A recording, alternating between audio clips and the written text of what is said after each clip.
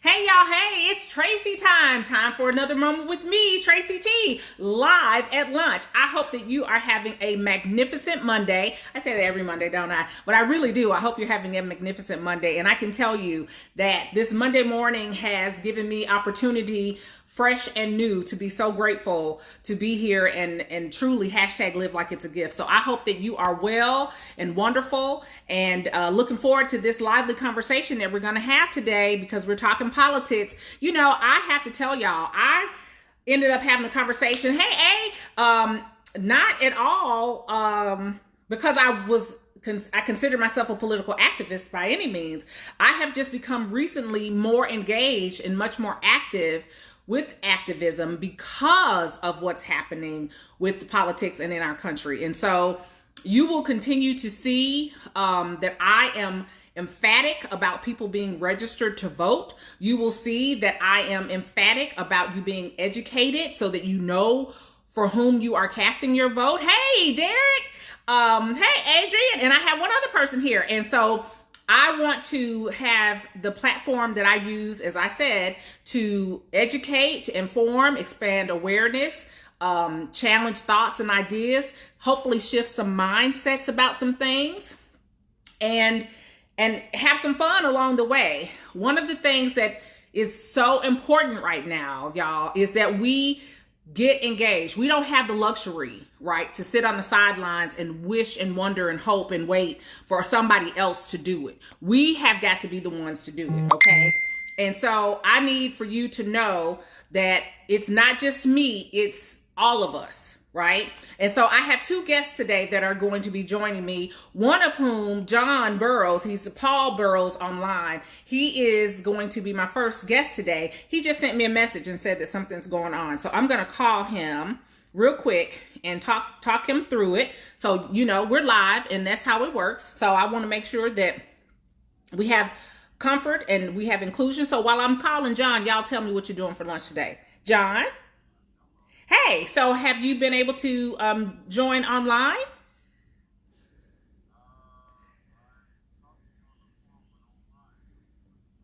I see you. I see that you're on there. You sent me a message. So I see you. So now on the link that I sent you, did you click on the link and you see? I'm going to put. Oh, okay. Okay.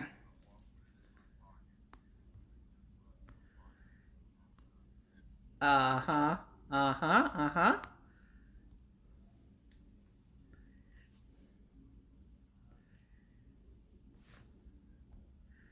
Let me see if I can.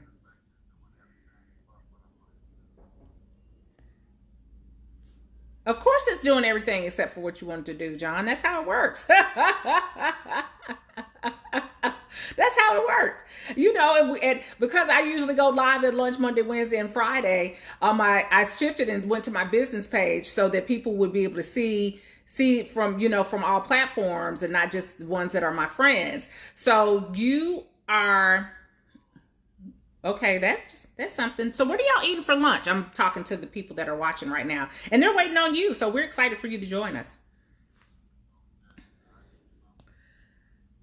Okay, so you don't have to do anything on your video. Yeah, just join. If you see where I'm live on my Tracy T. Rowan Code, just go on there like you were looking at me, and then I'll take it from there.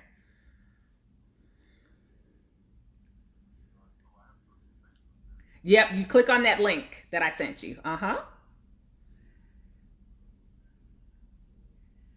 So I'm on the line now with John Paul. He goes by John Burroughs, so that you guys can see. I want you to be able to see him and not just hear him. Although, if push comes to shove and your phone is still giving you hiccups, I'll take your verbal so they can. But I want them to also be able to see you because you told me to describe you as a frustrated African American man, and so I want them to have the opportunity to interact with you and to stay engaged with you.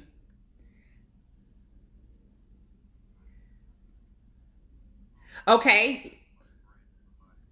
Okay. So if you go to just type in Tracy T Rowe and when you clicked on the link, it didn't work for you?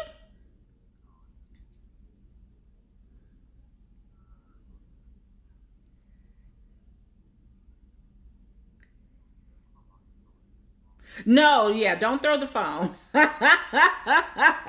Don't throw the phone. Don't throw the phone. We don't want that. We don't want that.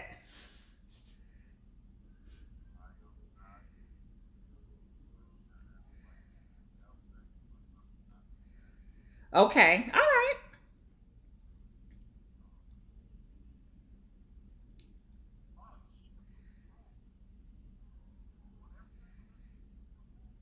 Okay. Okay. And you see me on the phone talking to you? Not yet. You will. You will. Okay. Thanks. Thank you. He told me I have nice hair, y'all. All right. So if you will say hi, then I will be able to add you on the screen, and we'll get started. So that worked out. It's just took a little patience and perseverance. That's all. We're gonna make this thing work.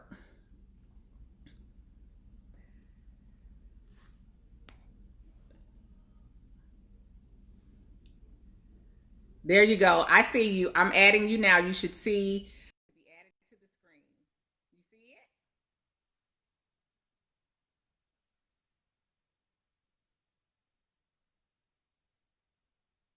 It says it's adding. You may need to hang up so you can add. Because it's connecting there. You are not because Hello. I'm doing. Okay, I can take these off. Well, you I'm not going to probably take need to these keep off them because I on so you haven't can combed hear my me. hair. Yeah. All right. So thanks for joining me today. Yeah, you're welcome. I am thrilled to have you on, and we just overcame that technology hiccup, and here you are. Happy Monday to you. Right back at you. Thank you. So, we are talking politics today, and good night. Do we have a lot to talk about? One of the things that I know you've been actively engaged in is in making comments and having your voice be heard with regard to the candidates for the presidential and vice presidential Democratic nominees. And so I have had the opportunity to read some of the things that you posted and reached out to you for you to join us today so that you could share your views. And I'm grateful that you accepted my invitation on such short order. So thank you for that. But now we Mhm. talked, and you told me that you wanted Stacey Abrams to be the vice president's pick. Is that right? She was, to me, the most valuable candidate for vice president. But in actual reality, I was hoping Sanders would have got the presidential Okay. bid. All right, so let's But take it back a step then. Yeah, tell me more about mhm, that. What was motivating you for the pursuit and hopes that Sanders would have been the candidate? of all the so-called progressive people that was on that stage, he was actually the only one. Close by him would had been Elizabeth Warren. Hmm. It's like I got nothing against women being in power. I've never had anything wrong with that. It's like majority of the time you're all much better. But my thing is put somebody there that people can trust. Okay. And so And and so your idea is that Stacey Abrams would have been the more trustworthy candidate? she would have been the most trustworthy. That's like for Georgia. They had to flat out cheat to stop her from winning. Mm-hmm. Mm-hmm. And to tell the truth, I'm getting sick and tired of politics altogether because you never get what the people want. You get what they give you. And I'm Mm-hmm. tired of scraps. Okay. And so tell us more about what you think about Kamala Harris. I never even heard of her before until last year when she was running for one of the people going for the presidential nomination from the Mm-hmm. Democrat. Mm-hmm. I know a lot of people in California, and every last one of them just said, "Don't trust her. She's not to be trusted." And did they give you any other reasons why not to trust her? Oh, Did they tell you what basically what? because when she was in the DA office, Mm-hmm. she put away a lot of black people, black men and women. Mm-hmm. And coming from that area and basically being that the Black communities, especially the low-income Black communities, are susceptible to that. We're not Mm-hmm. bringing the drugs in the neighborhood. They're bringing it in for us to distribute it. It's like nobody's telling you to do that, but if you can't find a job, if you are going by the conventional methods and it's not doing anything, you got to feed your family. Nobody's going to stop that. But that's like, we're talking about marijuana convictions. Mm-hmm. That's like, that's like the reason why marijuana is illegal in the first place was racist right off the bat. But you got a woman in a powerful position, supposed to be of color, that is outdoing the oppressors better than they can do themselves at our expense. I can't So deal with that. what would you have liked to have seen alternatively for her? So her record as a DA is one of the things you have issue with. Um, she just strikes me basically as an opportunistic person. Okay. Tell me more Their about that. position, people that position themselves to be around people of power, they might not have the intuition or whatever, but they put themselves in positions with people doing there's like quid pro quo stuff like that, things that we're not privileged to seeing and everything else. But when you're doing that and you're doing it off the backs of a group of people and the people are suffering, oh, you propel, but the people that you stepped on, they're still hurting. And those are the people that I heard talk about Miss Harris. And to Okay. tell the truth, it's like everything about her reeks as fake to me. All right. So now, Personality, okay. I don't basically get all my information from social media. Mm-hmm. It's like we all know people are biased. And being that I was going to talk to you about it today, because to tell the truth, I really still didn't know that much about her. The more I read, the more I just really didn't like her. Okay. What did you find out? What did you learn? Her upbringing was through, I guess, mostly through her Indian mother and their family. I Mm-hmm. personally know that I'm personally met people that of Indian descent. I say about a good 70% of them were very nice people. Then the other 30% were into the caste system, which started racism, and they don't like Black people at all. They And is really that don't. the they that you're mentioning, the 70% or the 30% that doesn't The like? 30%. Okay. That's like if you look at Indian culture, you have basically super poor and super rich. There is no in between. And the ones with the money, how can I say this? They're not trying to relinquish it to the poor. They're keeping that money where it is. And those people look down upon everybody. If you're not making what I'm making, screw you and everything else. You have people over there, especially the darker skinned Indians, that are being, is just, I've seen them, the women get raped, the people just ostracized. I've seen that, and I've met people here in the States. I've just seen some bad things. And Okay. And so it just because of turned the my mind against it. okay.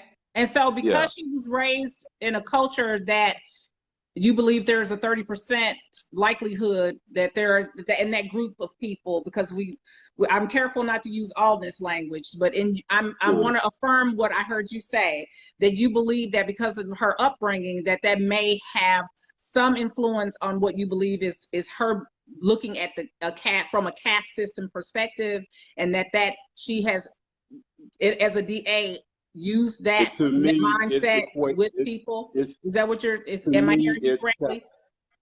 okay.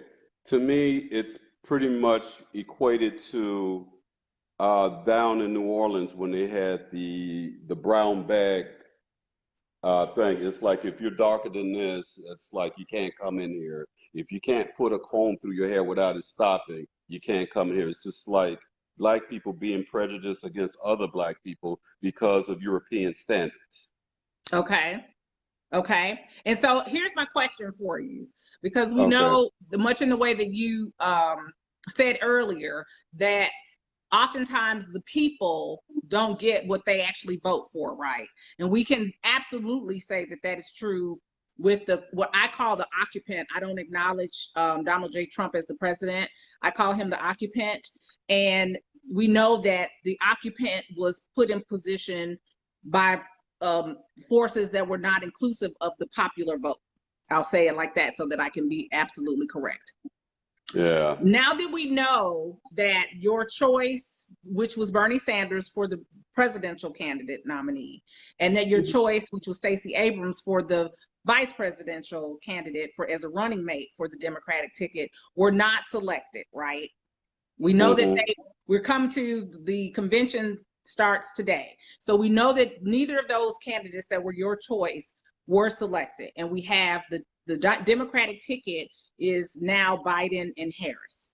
How do you move forward as a involved, engaged, registered voter to say, yes, I identify that these are not my candidates and neither of these people were my pick?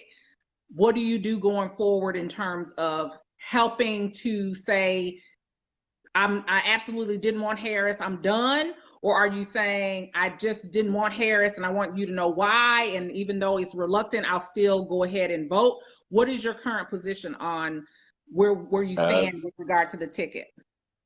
in my stand is no choice, no vote. Um, Okay. I'm getting sick of the lesser two evils because Okay. when you look at it, it's still evil, and it's still not going to benefit us, not 2 seconds. My thing is, why do I have? For sure, I'm not going to vote for Donald Trump. Okay. To me, he's very funny. He's a comedian, but I would never waste a vote on him. Biden, his track record suck, very much so, especially with black people. The mass incarceration was his baby. He wrote that stuff up, or either the private prison wrote it up for him, because that's what we know. You have what do you call it? Special interest group that will write these bills up and pay politicians to push it for them. Mm-hmm. And the majority of the time, the politicians have no idea what they're voting for, but they're getting paid. That's Okay. like, All right. I'm not satisfied with nothing in the race. Okay. So then how do you move forward then? How do we get past where we are? It's going to happen regardless, whether we vote or not. Tell me more about that. How do you tell me more about what it's gonna, when you say it's gonna happen regardless, what is the it? The election is going to happen and the results are going to be what it is. Okay. You Whether think I that there's vote a or not, predetermined it's still outcome? going to be the agenda. It's one thing I found out when you look at the media, what you constantly see over and over again is the point that they're trying to get over. And the people that are susceptible to those programming will fall in line. And there's many of them. But the people that can sit back and actual capable of critical thinking, it's like, wait a minute, I don't want to be pigeonholed. I don't want to be put in that. Because it's like this, from what I can see, it's a no-win situation any way you look. Because what platform are they running on other than beat Trump? Okay. And so is beat Trump enough or not enough for you? Heck no. Okay. Nah. They don't even touch the surface. If they don't beat Trump and Trump wins, then would you be, because you're saying you didn't get your candidate. I want to make sure I understand. that Mm-hmm. since you didn't get your candidate and you don't like the history, the politics, and the potential upbringing for the candidate and for the history and the platforms that they have stood on, you're saying no vote, no choice, no choice, no vote. The election's going to happen anyway, and you have not the lesser of two evils, but you have two evils from your perspective. And so going forward, if we have Trump again, then what do we have? We have what we have right now. So you think it'll stay the same, or you think it'll be worse? Well, basically, you have your, if it stays the same, the racists would be more than happy because they're really thinking that that's a platform from them on Trump. And from what I can see, that's really not true. That's just their assumption. It's Go just back the and say that assumption. again. I said they think that he is running on well, should I say, a racist platform. Trump is an opportunist. He's going to go where the energy is. If the energy is saying do this and do that, that's what he's going to do. He's trying to make a sale. He's a businessman. That's what they do. Yeah, I agree. He is an opportunist and a businessman. He is also a racist and a whole bunch of ists. So you debate that he's a racist? I debate he's a opportunist. Okay. That's it. That's like I don't know know if personally I don't know if he's a racist or not. I see what's happening. I see racists coming out. If I have to say anything I do like about Trump, he's exposing these people for who they are and what they are. They can't go back in hiding. They're out. Okay. So now you bring know, a really good point. That's a really good point, John. So now that Trump has basically empowered people to verbally, physically communicate and express hate and racism openly, it was covert and it's now a very overt thing now since he has become president and been in the White House as an occupant. What happens though? I want to know from a woman of color to a man of color, what happens if we take the position and we say, if Trump stays in office, then it'll just stay the way it is? Because we've seen that over the course of his term, it's gotten progressively worse. So if we don't elect to move out of this regime, then how will we move forward? My thing is, what were we doing before the election, before this started, other than just talking about it and making memes off of it? Okay. It's like, it's not as though this is the first time this has ever happened, not by any long shot. I'm almost 58 years of age. I've lived through the Kennedy administration, the Johnson administration, the Nixon administration, Carter. It's like, it's all more of the same because from what I can see, especially when Obama was in office, presidents don't have much power. It to me is pretty much looking like it's symbolic at best. Because so I you know think for that sure. Go ahead. I was just going to ask about the sure. power that he's using now, specifically with regard to voter suppression and what's happening with the postal system and some of the other systems that he's taking funding away from, and his handling. It's not as though this don't happen. It happens every election. It's like he's doing it. He's blatantly doing it. And it's like no one is doing anything about it. So it leads me to believe this is being done on purpose. Well, he's absolutely made it clear that he's doing it on purpose because he wants to suppress the votes, which takes me back to what you said about Kamala Harris in terms of focusing on a specific demographic, which would be an urban demographic or a financially disenfranchised demographic, and that those people will be the ones that are most critically impacted, right? By you removing the vote, right? By you removing the polls. If you're going to do it's going to be a mail-in. Yeah, but if you cut off the postal service, how do you do a mail-in? Time out. I live in Washington State. Yeah. Your ballot's going to come to you. You don't have to put it back in the mail. You can take it straight to the voter's office. Yeah, see, that's not true in the state of Tennessee. When did Tennessee start doing vote mail unless absentee? Yeah, so that's one of the things that's happening now that we're learning because of this whole new awareness of what's happening with the post office. According as of Friday, the Board of Elections for the state of Tennessee, and it's by district. Of course, you know I'm in Shelby County. We are not in a position where we can take ballots in person. They have to be mailed, and they're only accepted via mail by USPS, Okay, so if FedEx, they're or doing, UPS. And okay, so then if we know they're that the doing address that, we have is a post office box, right? So UPS what and are the FedEx are out. public, what are the public elected officials doing about that to combat it?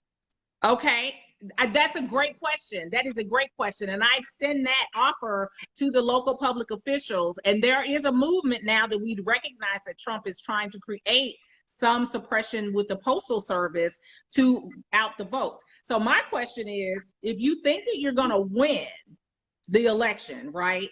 Then if you think if you're Donald J. Trump and you think you're going to win the election, then why would you need to put forth so much energy to keep people from casting ballots and voting, right? If you are certain that you're going to take over office, what keeps you from saying, what keeps you in a position where you constantly have to put landmines in place? And then so that you also say, even if we mail in, that's all fraud. And no matter what the results say, I'm not leaving the White House. If you think you're going to win, what motivates you to do that? Do you think what's driving him to take the actions Okay, now that you think happens it's every like time? before Donald Trump was president, what was he? A con man. He's still a con man. Mm-hmm. And I'm telling, and I'm apt to believe that the people that are around him, because he sure as hell don't listen to other politicians. And I don't consider that to be a bad thing, because I haven't met a politician today that's made anything better through what they do. So my question to you is, so you've identified that he's a con man, that he's an opportunist, and that he really is focused on himself. He's a narcissist. You and I could have a debate about him being racist. But if we identify that those things are true, is that motivation and reason enough for you to go ahead and vote to No, remove that from the office or not? I've been around racist people all my life. It doesn't bother me. Okay. That's this is a way to gauge it. The Okay. privileged white people that the mail is not coming to, when they start making a fuss about it, then we'll see what's happening. But it's like I'm in Memphis right now, Uh-huh. and it's one thing. Most of us will talk a good game, but ain't gonna do jack crap to straighten it out. It's like fist up in the hand, you messed me up, but that's about the extent of it. The Okay. only the Go only ahead. way Go ahead. the only way this is going to change is through unity. But we have been efficiently separated. Okay, So so it that brings me doesn't to matter what I say. you teed me up perfectly, John, for my next Yeah. question. So then if you believe that unity is what will help motivate change or be a catalyst for change, then would it be more effective for you to be unified with the people who are now saying, let's create some systematic change and get in line with and become a part of the unification of the Biden-Harris ticket for whatever good there could be in that to move the needle in another direction, to unify? Since you mentioned unity, for you to Yes. create some unity and align yourself with what's happening as this movement is about to take place. Okay, that's I got an answer. Okay. Me, throughout my years of living and unity in the Black community, it's the hardest thing in the world, because you have to deal with different people in our communities and from other communities, and then you have to understand their programming. Mm-hmm. It's like, what program do they hold on to? Either to be religion, either it be what do you call it? Militant or intellectual. Mm-hmm. And then you got the part that don't know, don't care. Mm-hmm. The apathetic. Now, how Mm-hmm. do you get unity out of that? What So do we which do? which do you qualify yourself in the categories you just named? Where do you fall? I used to be a militant until I found out it's pretty much useless Okay. because you're fighting yourself more than you're fighting the oppressor. Okay. And so Um, now what do you identify? I would say intellectual, but the more I learn, the more I don't want nothing to do with this process, period. But you're in it. You're in it, John. Yeah. So then what happens? What do we do? How do you create, become part of the solution? And so here's my challenge. And I know you have an answer for this, and that's why I asked you to come on, because Okay. you're mentioning unity, and it's important for the Black community, because you're right. There are very different categories and demographics and subcultures within a culture. That's for sure. That's true in any culture of beings. What I'm Mm. interested in knowing, though, is if unity is one of the things that you're communicating that is important for us to try to find, or at least try to grasp and hold on to it for some fleeting moment of time, which would be this election. If that is true, how are you demonstrating unity by saying, okay, I'm done, I'm out, I don't want to have any part of this. Kamala Harris is X, Y, and Z, and I just want y'all to know I didn't want her, and that's that on that. How is that being a part of you're connecting with unity? Well, that's like the legions of people that think the same way like me. Well, at least I know that part of it is. But the other part is seeing, and I got to admit, it's mostly women. I say it's 80% women, and it's almost 100% Black women. Uh-huh. They see a Black woman that we're rejecting. We're not looking at Black woman, not even looking at woman. It's like, to me, this is a foul person. We need somebody in here that's going to be in our interest. Because I know for sure she ain't going to do it. Well, do And you Joe also Biden know for can sure care that less. that who we have in there now, the occupant isn't going to do it either, right? Not looking towards nothing from him because I didn't vote for him. If I didn't vote for him, why am I looking for something from him? Okay. All right.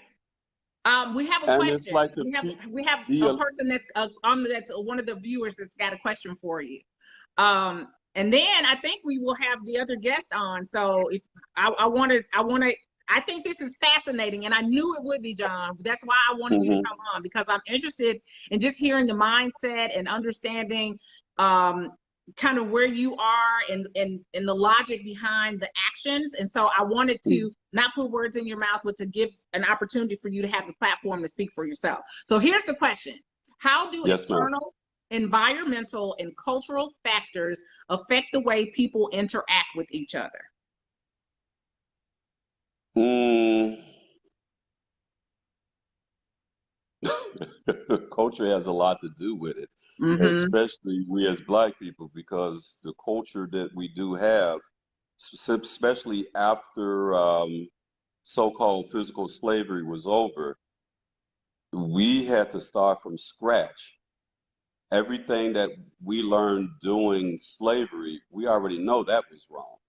Mm-hmm. Now it's time but we are about the most unique people in this country. We didn't ask to come here. We've been treated like crap since we've been here, but yet majority of us still think we're part of this interwoven this fabric of this country. Yeah, we built it by force. Now it's like we want some form of reparation or something. It's like, okay, we've been behind the 8 ball since we've been here. We've never had Mm-hmm. a chance to come up. That's the culture that we all share. Mm-hmm. How we go about getting there it is so many different ways. Because okay, Did you freeze up? Okay. it's okay. You Yeah. got people that's coming from a dirt poor upbringing. Mm-hmm. Everything they had to get, they had to fight. They literally lived from hand to mouth. Mm-hmm. They're not going to be interested in what an intellectual have to say or a militant have to say. They just want to be out of their situation. Then you have the educated blacks. And I don't know too many black people that went into college or whatever to dog their own people out. They went into, even politicians. I know some that had humble beginnings. But I don't know what it is about politicians, but I think it's worse than drugs because once they get in there, it seems like their whole thing changed.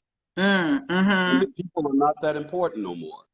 It's making deals with these people, with these people. It's who can give you something and you give it right back. It's the quid pro quo. That's all it is. Do you Mm-hmm. have the intellectuals? I think, um, hmm. Back in the 70s and 80s, they called the black intellectuals the do-nothings because they talk about the problems, but there was never a solution in that. So And then, what are you considered? Okay, so now here's the question: are you a do nothing because you're talking about it, and now you're not going to vote for what could be the change? Are you a no, current? that's like, it's not as though I don't want to vote. My thing is, I'm not going to give my vote away. You're going to have All to right, do something to earn this vote. all right. So what is that? What does that look like? Okay, it's like this concessions. Right now, what is it that we need? Don't just say we need it. And they say, okay, we'll look. No, no, no, no, no. Before you get my vote, you're going to have to put it down on paper that this is what you're going to do. Like all the other special interest groups, like the Latinos did, like every other group of people did and got it. Everybody's done that but us. We did that back in the 50s, 60s, and 70s because Mm-hmm. blood was spilled. People died. And to tell the truth, that's the only reason why I vote because I literally seen that happen. Mm-hmm. And I respect and love those people that did that. Mm-hmm. And I only do it out of respect because I haven't seen a viable candidate in years, decades. That's like the last Democrat was in office. What did he promise? What was his platform? Are you talking about President Obama? Oh, yeah. I saw Okay, hope. what was it? Hope. How do you measure And hope? change, right? Yeah. It's like what change came about for us? None. It's like Interesting. immigration got better. Medical got better. Well, so then Let me that see. did change. Then there was hope. Okay, no, no. I'm talking about for black people. See, every Okay. time it's like Obama said, well, I'm going to be the president for everybody else. But yet you did something for Latinos. Yet you did something for gays. What would you have That was wanted? the forefront. Huh? So okay, so that's what I'm saying now. What Are, happened for what black people as a whole? what would you want? What would I want? That's like What do you plain and want simple. now? Let's, Yeah. whoa, what we need more than anything else is an economic foothold. We need that more than anything because when you get your economics, you don't have to beg for Uncle Sam or anybody else of any other color to come help you. When you could stand on your own 2 feet like we were doing back in the 40s, 50s, 60s, and 70s. Like I said, the 80s changed everything for us. Big Okay. Mama, Big Mama, Granddad, and things like that, the ones that had the house and the ones that made up the neighborhood to make sure it was safe for us, they dead. They've been dead. Mm-hmm. What was left was us. Uh-huh. And we're like, okay, we're not like them. So instead of staying in our communities and making them stronger, making those shops that we used to go to out of our community to go shop, make them come to us because we are the economic base. Mm-hmm. Everybody can use us for economic base but us. Mm-hmm. As my father used to say, everybody know the white man ice is colder than the black man's ice. Well, that's We interesting. What have does to, that mean? that means You got black people thinking that everything white is right and everything black is going to go bad. You go to a black store, they don't have this, they don't have that. It's like, okay, they're just getting into business. Just keep with it and things will change.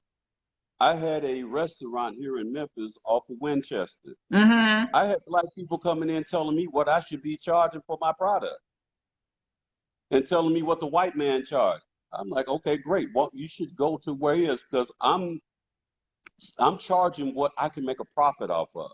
Mm-hmm. I don't need you doing that. The thing is, when we have something, stick together. But that's like I'm still trying to get back to your answer. My thing is, it's got to be a collective. It's got to be a collective co-op. All right. Everybody's So got to here's bring what I want something. to do. Here's what I want to do. Yeah. I want us to have another. I want us to revisit this, especially because I think this is an important season, John. I think it is an Yeah. important conversation.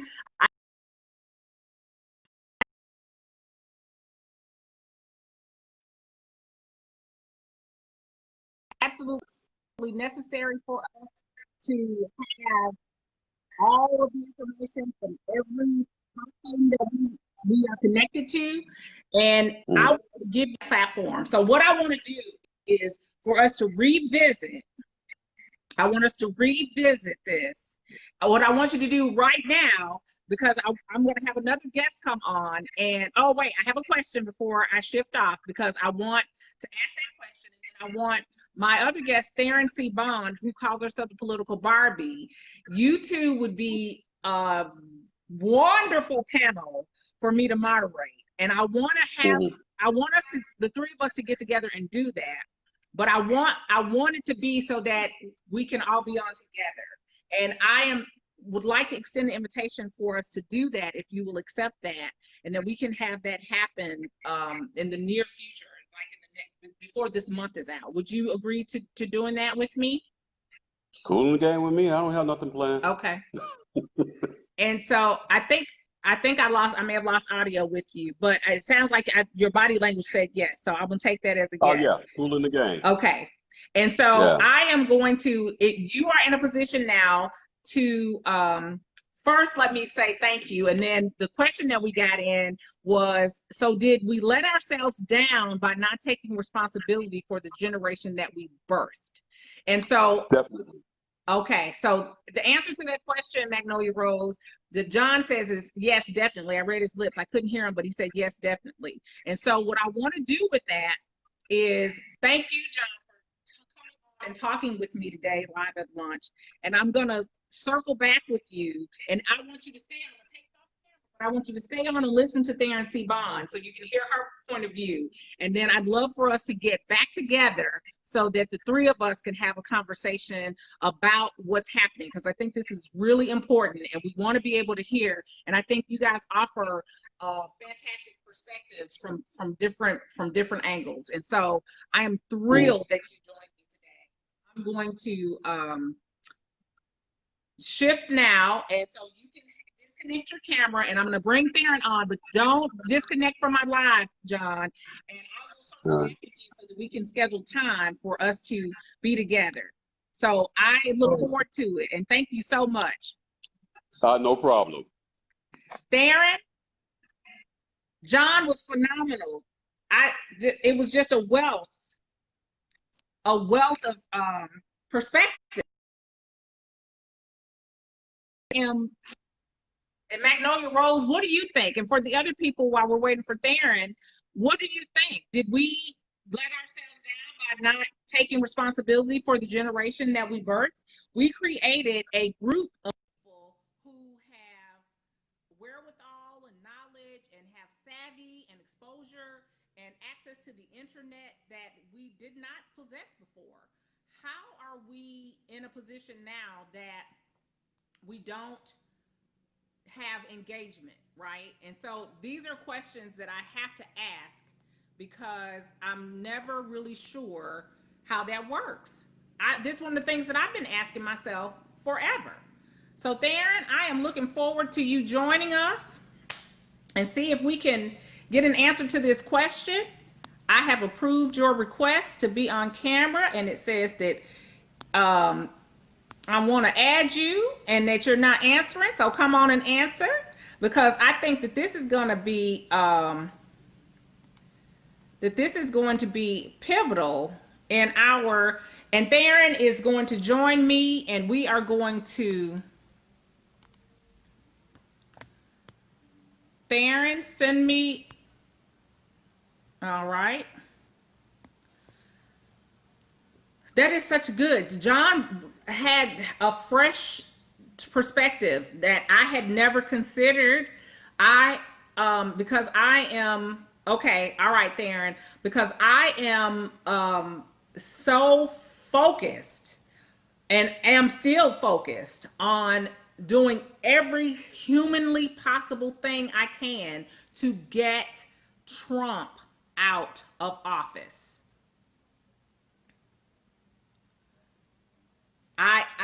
That's my stance. Theron, when she gets on, she can give me her perspective, and we're going to do a recap of the election results here. Theron, how are you doing? Hey, sorry, technical issues. No, it's all right.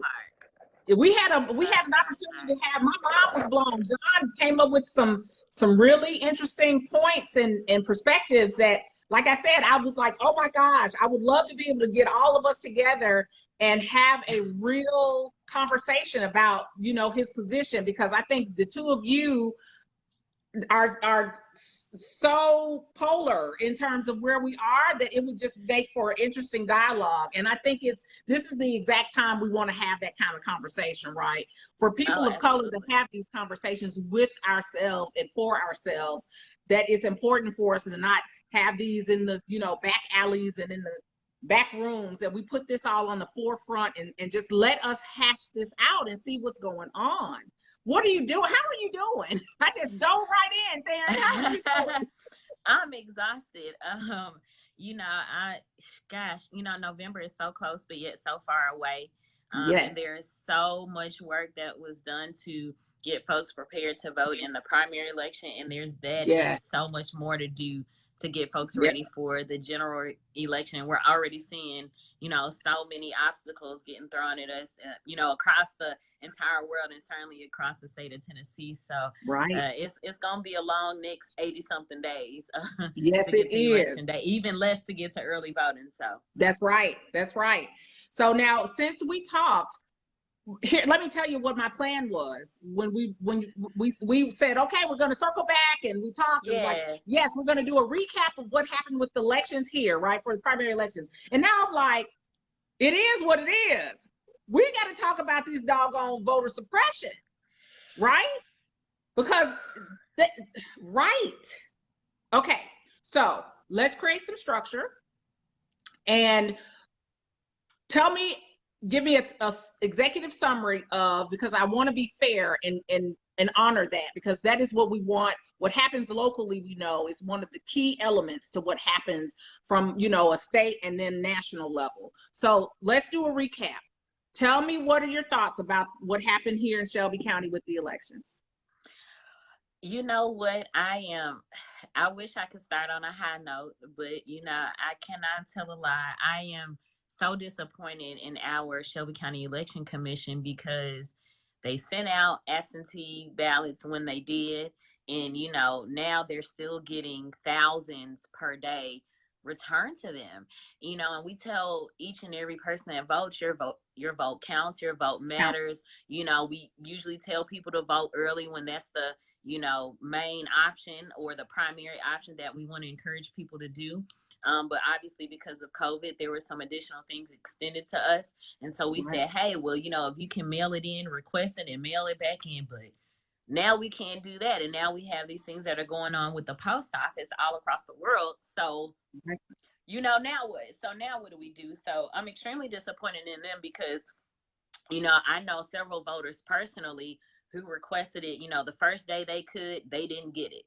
So, what do we do for those folks who it's their first time requesting it, and now they had a bad interaction with the election commission and receiving their ballot, or folks who are more senior and they usually do this and have been doing it since, you know, they were 65, 70 plus years old, you know, they didn't receive their ballot, because once they request it, that's how you got to honor your vote.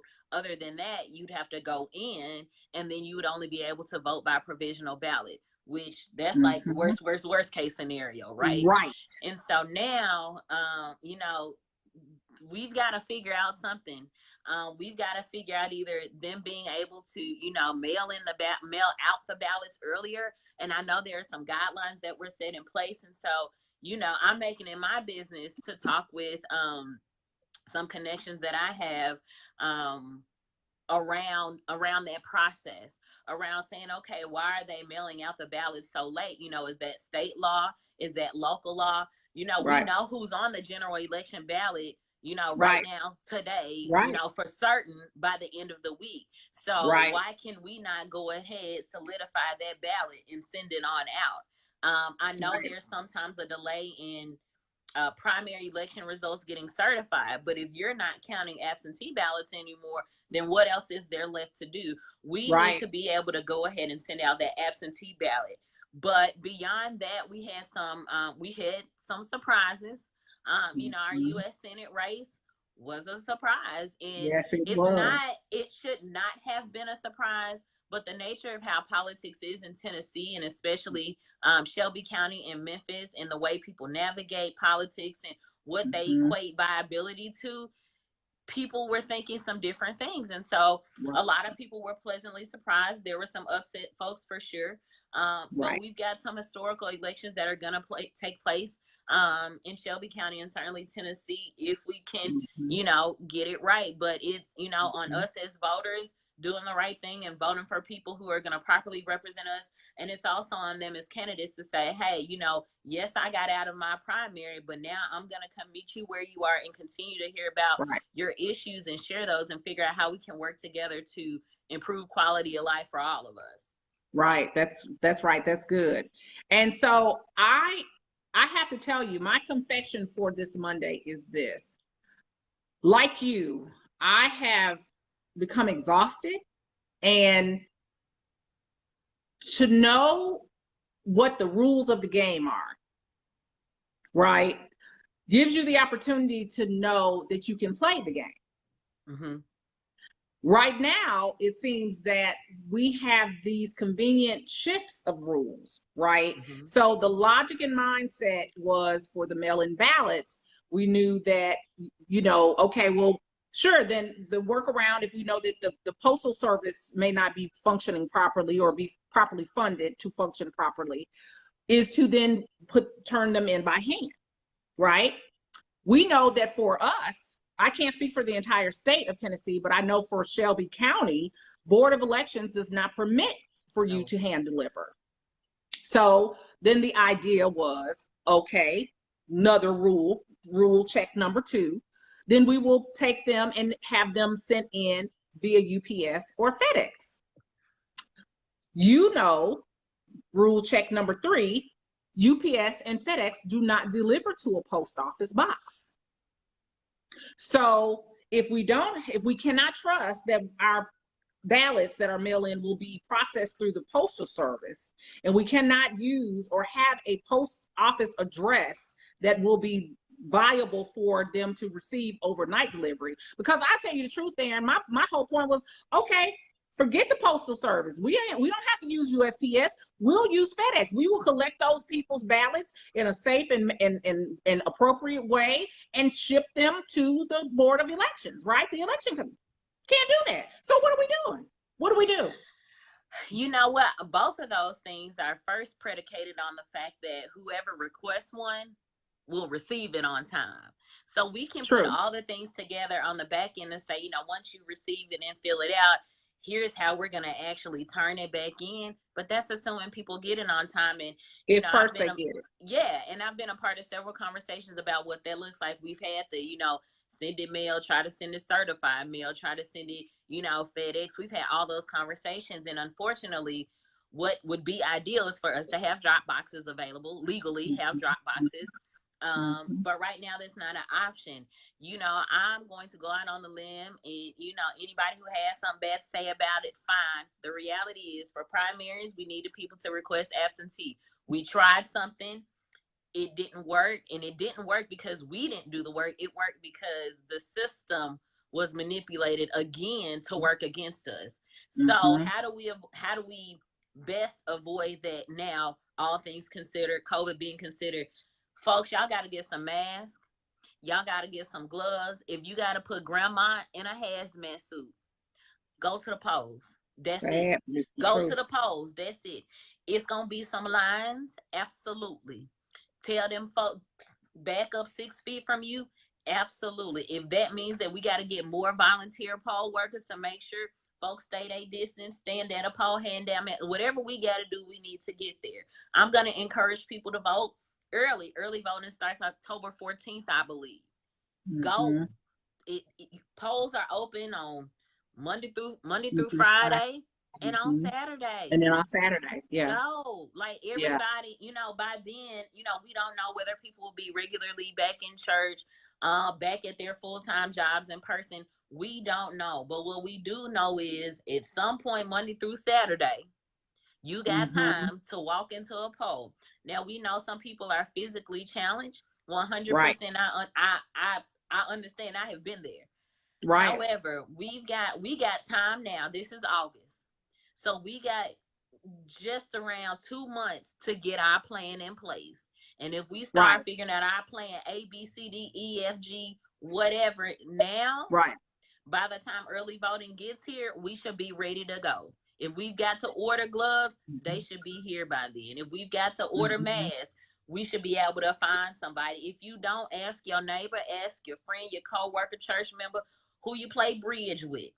We've got to give ourselves zero excuses to get to the polls.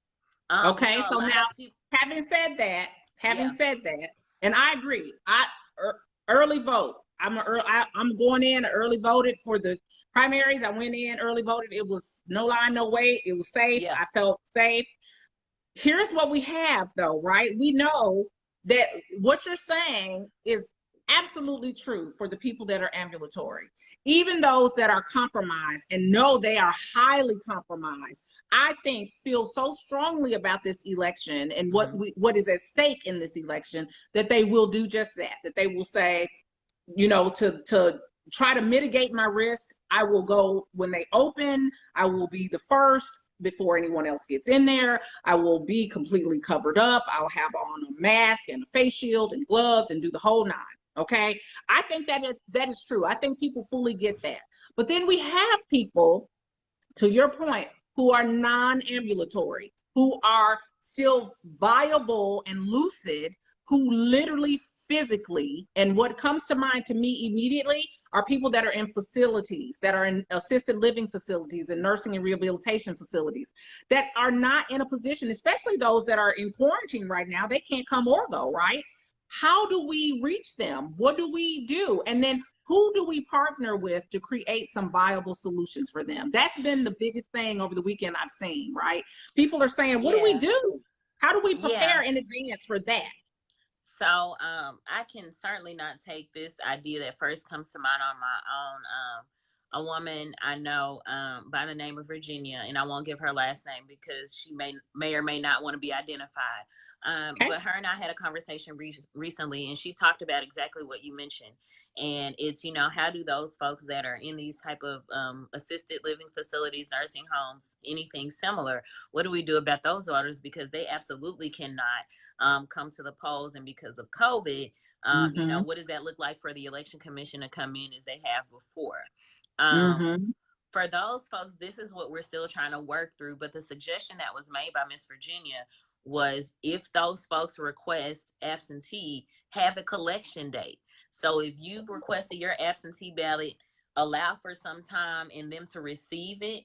And then once they receive it, set up a day for a designated person from XYZ organization to come pick them up and mail them or FedEx them or get them back.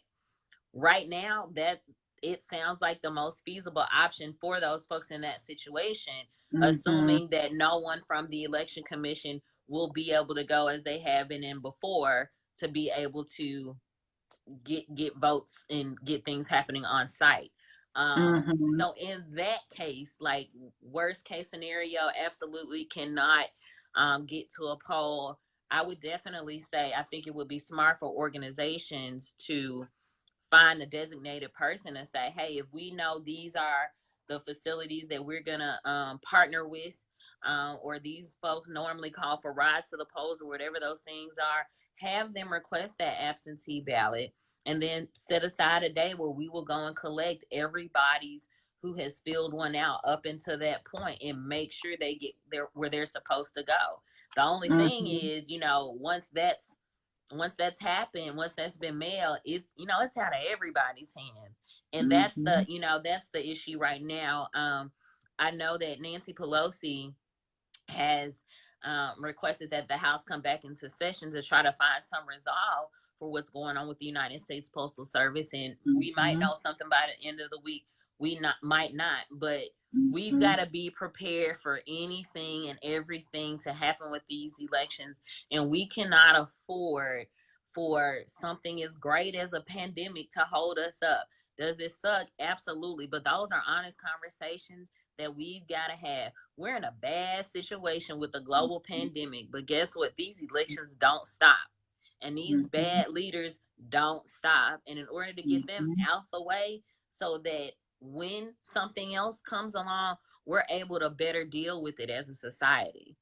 Mm-hmm. Mm-hmm.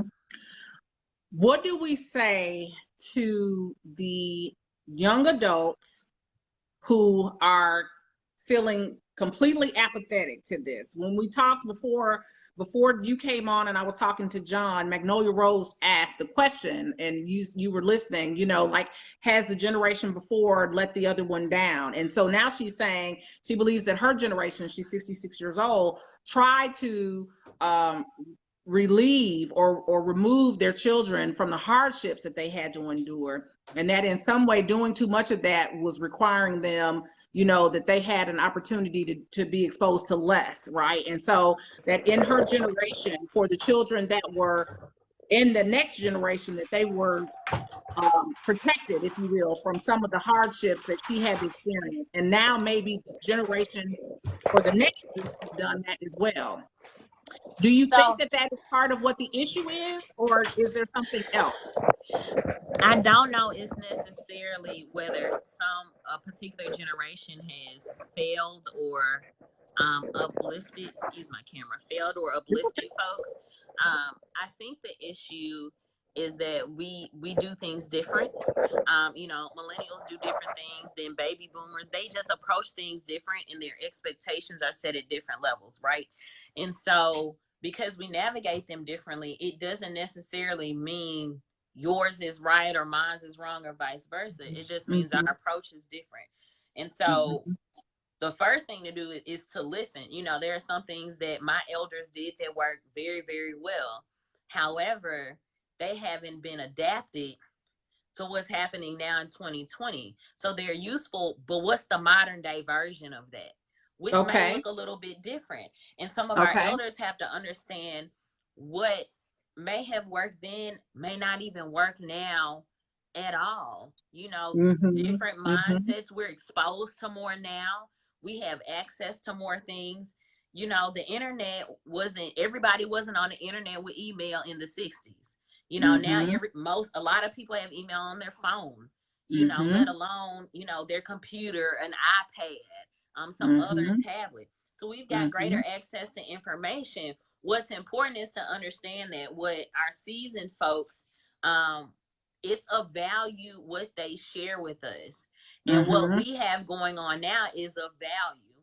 It's just about understanding how to adapt maybe what happened in the 50s, 60s, 70s, and 80s, how that's adaptable now. But we've all got to do the work, regardless of, what our age is. When we go in there and cast a ballot, guess what? It looked like a vote for whoever your candidate is. It doesn't show us. I mean, yeah, we get the information on the back end, but it's not relative to you, Tracy, voted for this person at this time in this location, and me, Theron, voted this time.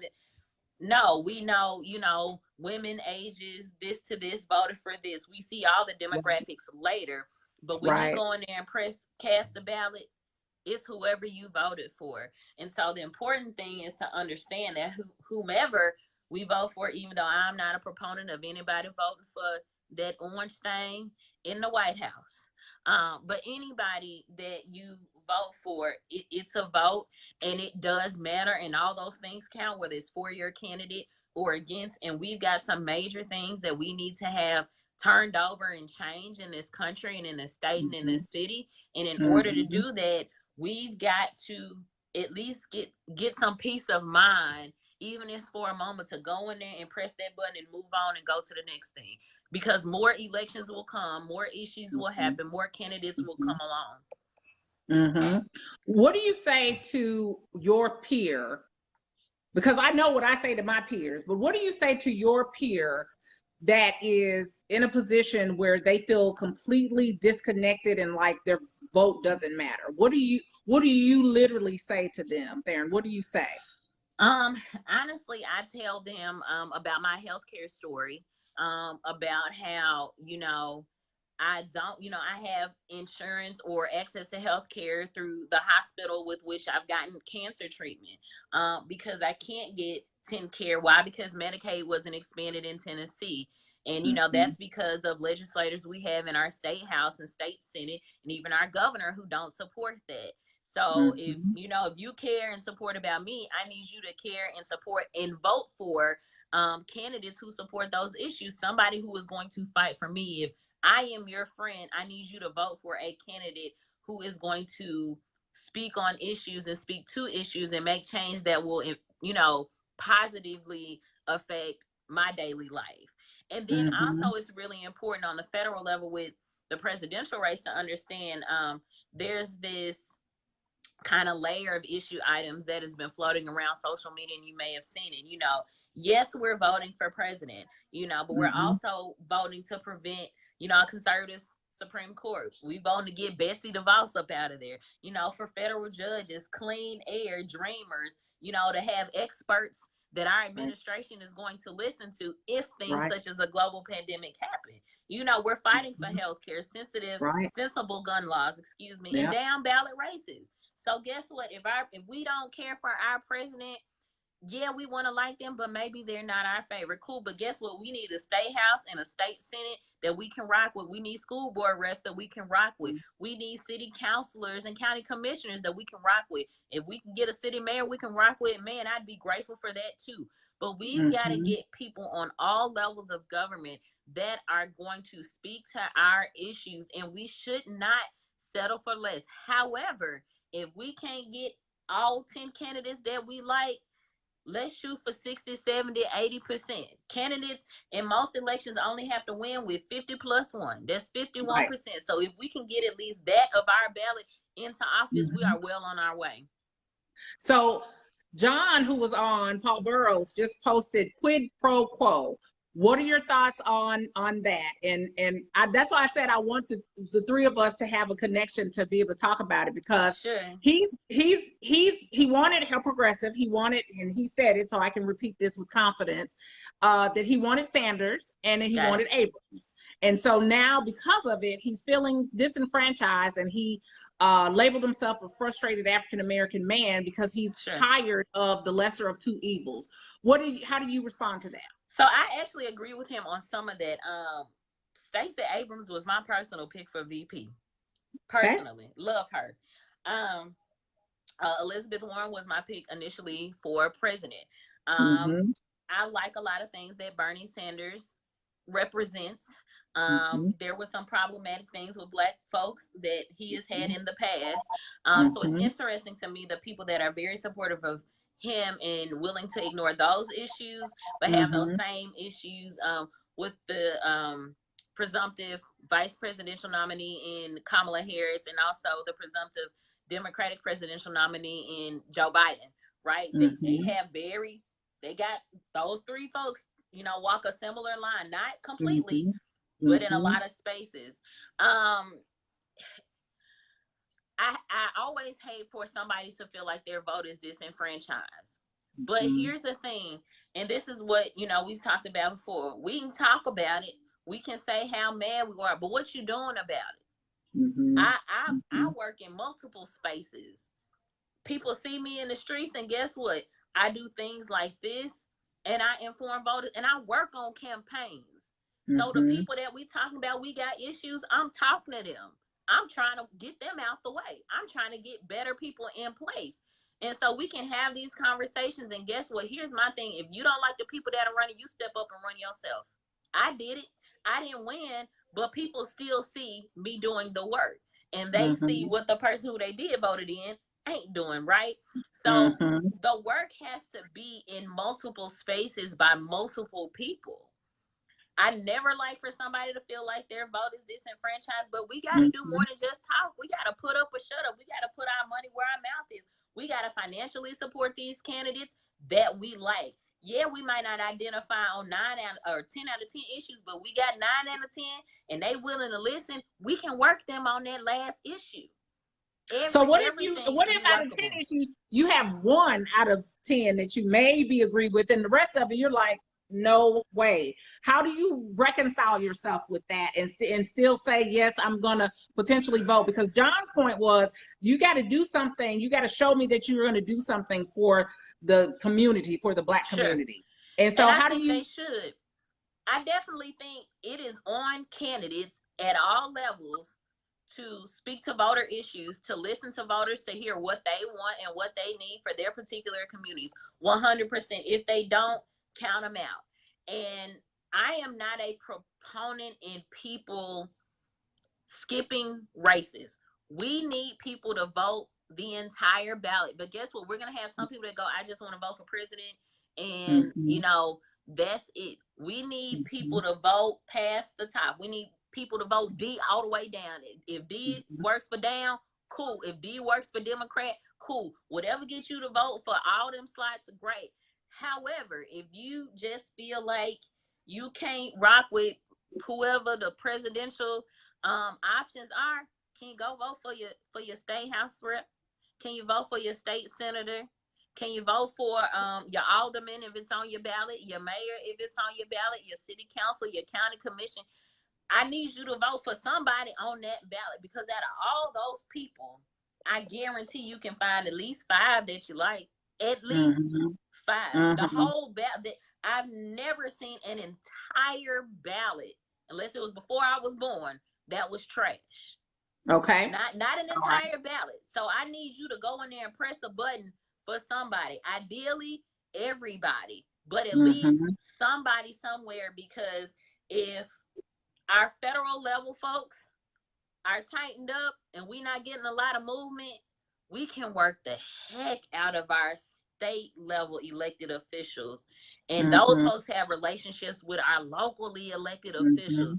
We can get some major work done if we're able to at least get good folks on those levels until we can get somebody great on the federal level. And so with this presidential election, that your point is just spot on. Don't just omit voting altogether if there's one particular person or category that you are not interested in. However, what happens if we have the bulk of people say, I'm going to vote for the legislative and not the presidential? And we see what is at risk here. How do we function? I don't know another question. I don't know another word. How do we function in a land that will continue to be led by the occupant? Oh, wait a second. John is still on, and he said, when was the last time there was a Black coalition? This year, 2020. And I'm glad he said that. Check out ourblackparty.org. That was established they've been working on it for some time. But that was established formally this year in order to do the very things that John was saying that he wanted to see, that so many others have said they wanted to see, that I would like to see. I would Mm-hmm. definitely look into that because it seems to be straight up Black issue focused, period. And there are folks who are trailblazers and change makers, politically involved all across the board. That's it. That's it. I would urge him to look at that, and I would urge other people who are looking to tap in to that type of very specific agenda and see what that's about, and see if they identify it and plug into that and watch the work that those folks are going to do. Because while this may be a new organization, the people that are a part of this, that formally put this together, have been doing these things and involved in these spaces for quite some time. So they've seen some of the exact same things that we're talking about. All right. And so then what about the Lincoln Project?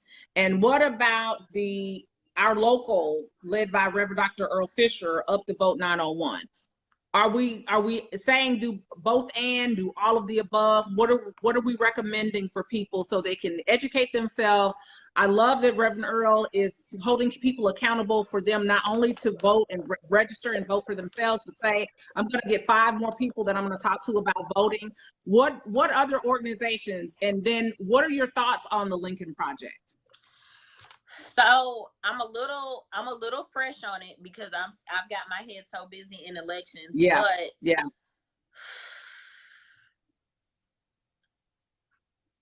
We got work to do. Yes, we do. But now let me say this about what I understand about the Lincoln Project. And for those of you that have not, and I'm not an advocate for one or the other, what I am is offering information so that you all can go and pursue a better understanding and a firmer grasp for yourselves. But I'm interested, and I think the Lincoln Project is really interesting. We talked about this some time ago, some months ago when I first learned about it, that what they're doing and the people that are doing what they're doing is, to me, is sending an absolute beacon for people to say, hey, I'm raising my hand. I was not only a diehard Republican, I served the Republican Party. I was 100% focused and committed to the Republican Party. And I'm saying I am taking all of that off the table now, because what's most important to me and the sole purpose of this organization is to ensure that Donald J. Trump does not become the president again. I hear that, and not that people can't switch parties, but we got to understand why, and we've got to also understand that whether it be now or in during the next presidential election, that 45 is no longer here. Where do those people stand? Right. What's their agenda then? And then also, when I look at, I'm pulling up what their team was, because I'm like, well, what does their board look like? Their founders. They don't look like us. No. There's one. Right. There's one. So how much can you tell me about, forming agendas and holding people accountable when your board itself is not diverse? So I personally question things like that, and also, where they're going to stand later on. But with Up the Vote 901, huge supporter of that. They've been definitely instrumental in the last several election cycles. Everybody's got to register folks to vote. You got to show somebody how to do it online. There was a young lady, I think she was 19, at a poll a couple of weeks ago, and she wasn't registered. She was out there working for a candidate and not registered to vote. Baby, how, honey? Like, I need you involved in all parts of this process, because once you're registered, then guess what? Now we can get into all the research. We can get into so-and-so's holding a town hall. So-and-so responds on Twitter. They respond to emails, whatever all these things are. This is when these people meet. This is what they're about.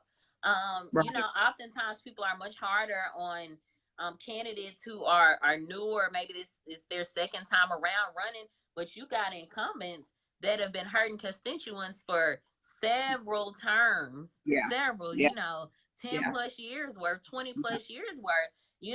Where is everybody saying, why are they still there? Why are they able to, progress their respective districts? We've got to hold the people that are already there accountable for the state that we are in now. And if there are options to make things better, we need to look at those candidates, and we can hold here's the thing too, and this is a big one about Joe Biden and Kamala Harris, because people know I've been hard on both of them, mainly Joe Mm-hmm. Biden, but both of them. Mm-hmm. I'm hard on them like I'm hard on all candidates. And I Mm-hmm. don't care what office you served in before. If you have stepped up to think you are going to serve in this capacity, I owe it to myself and anybody that I'm connected to question you and hold you accountable. So what if they're the only option? That means I don't get to ask you questions? Mm-hmm. Absolutely not. That might mean I need to ask you more questions More. so that you Mm-hmm. get it right before you get in the office, so that you don't Mm-hmm. lose yourself before we even get started. Mm-hmm. Do you think that it's divisive and potentially dangerous for us to not question, but to share disparaging things about either one of them at this point? I think we've got to talk about it. I think all the doors get shut when people go, I don't want to hear it. I don't want to talk about it. I don't want to read about it. Well, we've got to have the conversations, because sometimes in conversations, additional items are revealed that maybe people that are a part of that discussion didn't know. And we owe it to ourselves to get the information, to learn, to be able to Mm-hmm. say, I can go Google this, I can get on Mm-hmm. Facebook and learn this. Do people not want to hear it? Sure, but we've got to talk about it, because if I know you're an apathetic voter, but you voted in every election but this, now it's my job to make sure you get to the polls on Mm-hmm. And what November do you do 3rd. with the apathetic voter that's registered but has not exercised the right?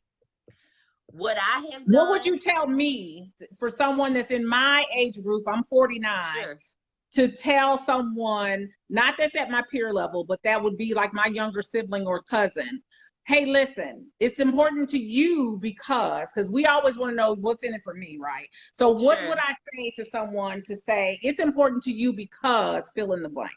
So the easiest answer, especially when we talk about people much younger than us, is to say, well, you know how you like to be on TikTok making all those videos? 45 wants to take that away. Guess what? If you vote on November 3rd, you can vote for somebody who won. And then they go, oh, well, I don't want my TikTok taken away. Mm-hmm. We've gotta ID what's important to folks. And whether Mm-hmm. it's, a Latinx younger voter, a black younger voter, a biracial younger voter, a white younger voter, Mm-hmm. whatever it is, Mm-hmm. however you identify, we've got to Mm-hmm. talk to them to say, this is what's important to you. And I can guarantee you that anything that they can say is important to them, because I've done enough research, and we've Mm-hmm. all got to get better about getting more knowledge. Then I can say, well, so and so affects this. So if you go vote, Mm-hmm. then you can vote for somebody who won't do that to you, or you can vote for somebody who will improve things that way. The more knowledge we Mm-hmm. have, the more we can kind of guide folks in those discussions. So that's what I would do. I would find something that I know they relate to and tie it Mm-hmm. into somebody who is up for election or re-election this time, and be able to find them somebody that they can feel good about supporting, or at least decent and okay about supporting. Mm-hmm. So I think that it's meet them where they are and identify the level of importance to them for them to get it, right? And so Yes. John, John just did LOL. What are you doing LOL for, John? We want to know. And I think that, is it safe to say that there are limited campaigns for candidates because they are most times often out of the age group or demographic for TikTok and Instagram and Twitter and the like? Well, maybe not Twitter so much, but that there is very little, if any, information being shared on those platforms to say, hey, listen, I need to come and get you, and I need to tell you why it's important for you to be here with me. Is that safe to say?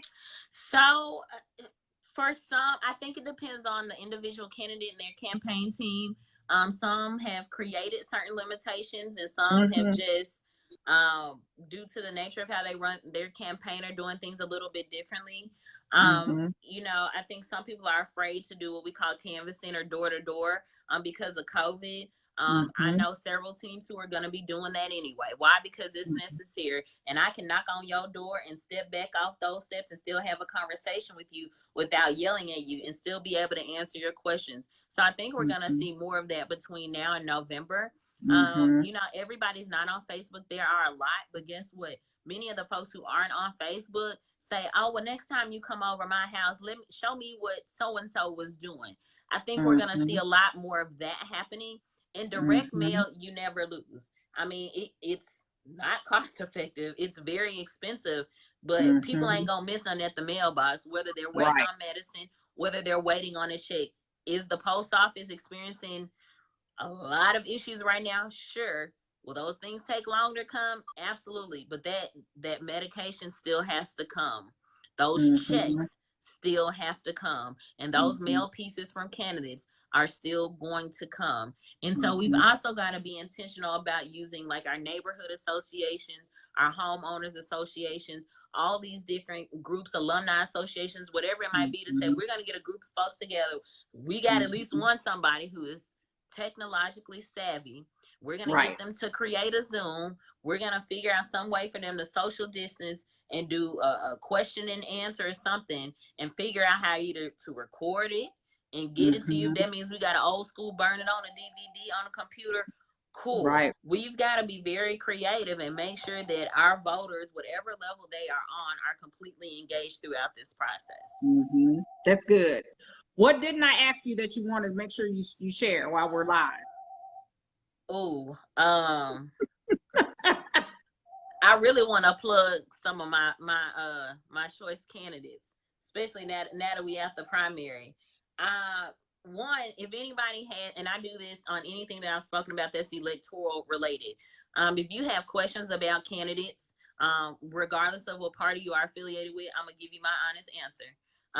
And so, you know, feel free for folks to tag me, message me, email me, whatever, however they see fit to find me, do that, because I give honest responses, whether candidates are my friends or not. I'm going to tell you the truth. If you have questions about them that I don't know, I will go find the answer for you. That's just how I roll, whatever continues to keep you engaged.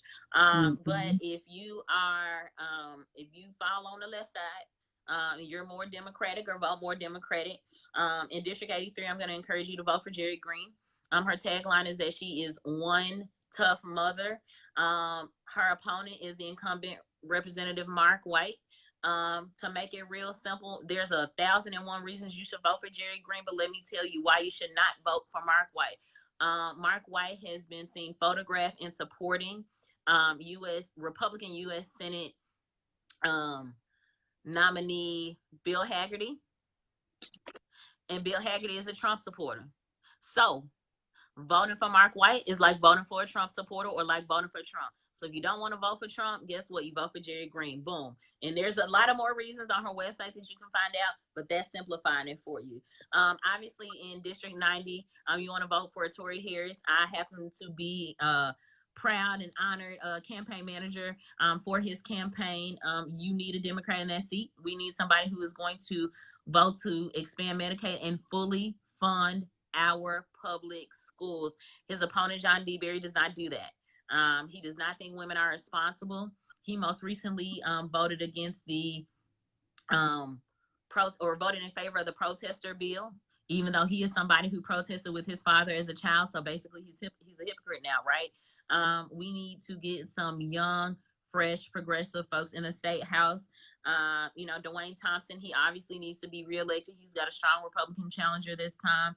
And then Gabby Salinas in 97. Technically, it's an open seat. Republican nominee is John Gillespie, but we've got an opportunity to flip 83. We got an opportunity to flip 97, retain 96. And, you know, technically we would be retaining 90, but we would definitely be improving it. And for a lot of folks that are politically involved, we would be flipping it based on how the previous representative voted. You know, for U.S. Senate, you can't vote for Hagerty. You know, we can say all the different things about how Marquita Bradshaw won her campaign, you know, over James Mackler and Robin Kimbrough, whatever it is. Guess what? She there now, and she needs y'all support. If you got to resolve it between the two, my Black girl magic all the way. You got a Black woman who's willing to step up, who is environmentally sound, a strong environmental candidate who wants to do great things for healthcare and jobs, vote for that. Haggerty is a Trump guy. That simple. Make it plain. That simple. Haggerty equals Trump. Marquita equals progression for the state of Tennessee. Let's do that. Let's turn Tennessee over. Let's flip as many seats to blue as possible. Let's try to turn this entire state blue. Every little step will get us there. Well, you heard it. That was a recap. That was a recap and a forward. Not just what we did, but what we want to do and how we want to make Tennessee blue. There are many people who are connected to me live at lunch who are not in the state of Tennessee, but you know somebody who is, because you know me. So if you know me in Tennessee, that means you know somebody else who's in Tennessee. So tell them, if they don't know, learn. If they want to know, contact Theron C. Bond. She will respond. I had to email her because I didn't know the district. I was reaching out for a family member and said, I don't know, because I had been focused on my own district. And so I wanted to educate myself and know that I was making good, solid choices, but you're a phenomenal resource for that. So absolutely take advantage of it. If you're watching this now, you see her. She's literally live and she is available and has extended an invitation to you to use her as a resource going forward. She is a campaign manager for Tori Harris. And so we want to make sure that we're mindful of her time and that she knows she's not going to immediately respond to you, but she will reply. She does her own thing. She has her own life in addition to that. So just be mindful of that when you reach out, but absolutely utilize the resource. We have given you a couple of different websites for you to look at. We have absolutely explored and have given you a response to your question, John, about the Black Coalition. So Theron, tell them one more time about that in case they missed it the first time. What is the name of the organization for the newly formed Black Coalition?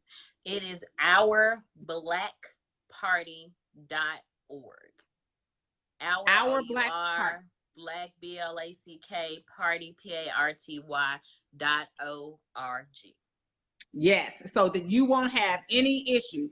Theron just tagged herself and she's watching. She said hi before, so you can see. If you don't know how to spell her name, she is literally on here. You see her name posted on her video. You see her name posted in the comments.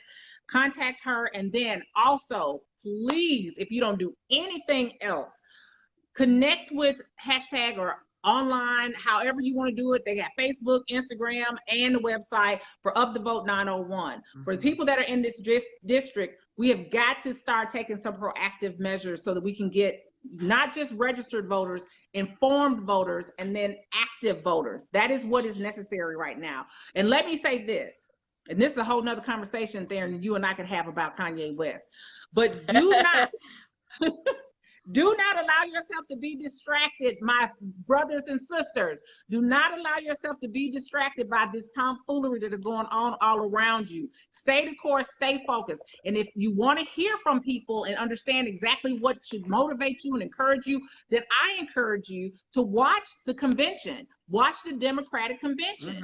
That is a fantastic way for you to see. And we have our own Representative Akbari, who is going to be one of the speakers this year. And I'm so proud. Bravo! And so what else do we want to say? Register and vote. We have a way. And look, people of color that are on here with me, we have found a way to find a way since we've been here.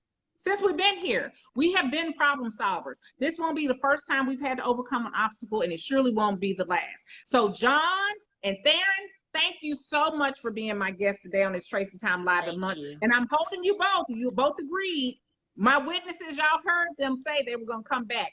I want us to do this via Zoom so the three of us can be on camera, and then we'll be able to just stream live from this page so we can have a conversation before the end of this month to talk about this election, because we are literally, we're on the downhill now. These days are going to come. It'll be September in a blink of an eye, and then we'll literally be looking early voting in the face. So I'm excited about it. I want you to be excited about the power that you have that is within your voice, and that is your vote. Use it. We can't, or we'll lose it. We can't afford that. This is a critical time. So Theron, thank you so much for joining. Stay on with me as I get ready to close, and I look forward to us connecting. And John said it was nice meeting you, Theron. So nice to meet you, John. I want you all to know it's a magnificent Monday. If you don't do anything else, know that you matter to me. Know that I'm sending you cyber hugs and lots of love, and make sure that you do what? Make every day amazing, and above all else, live like it's a gift because it truly is. I'll see you Wednesday live at lunch. Thanks. Bye.